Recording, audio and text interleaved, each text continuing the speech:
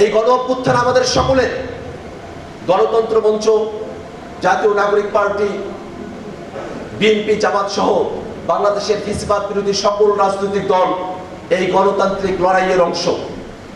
আমরা মনে করি 24-এর অভ্যুত্থানকে একক কোনো দলের কাছে বন্দী না রেখে ফ্যাসিবাদ বিরোধী সকল পক্ষ সকলের মধ্যে সমভাবে ধারণ করে আমরা আমাদের লক্ষ্যকে অর্জন করতে সামনের দিকে অগ্রসর হতে পারব। বন্ধুরা আমার, এই বাংলাদেশ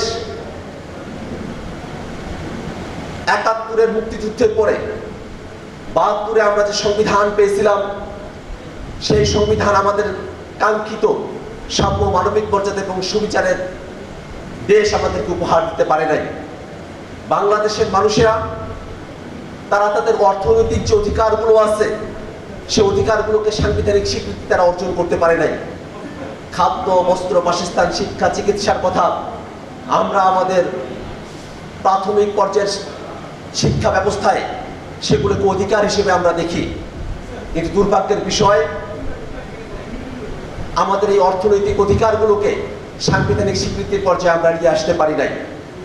একই সাথে আমাদের যে সংবিধান প্রণীত হয়েছিল, সেই সংবিধান একজন ব্যক্তিকে রাষ্ট্র কাঠামোর মূলে রেখে এই সংবিধানটা প্রণীত হয়েছিল, যার কারণেই বাংলাদেশের ক্ষমতার ভারসাম্য আমরা গত অর্ধ শতাব্দীতে লক্ষ্য করি নাই।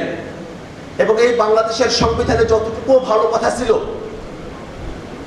রাজনৈতিক দলগুলো সকলে ঐক্যবদ্ধভাবে ক্ষমতার হস্তান্তরের জন্য তত্ত্বাবধায়ক সরকারের প্রস্তাবনায় সংবিধানের মধ্যে অ্যাড করেছিল।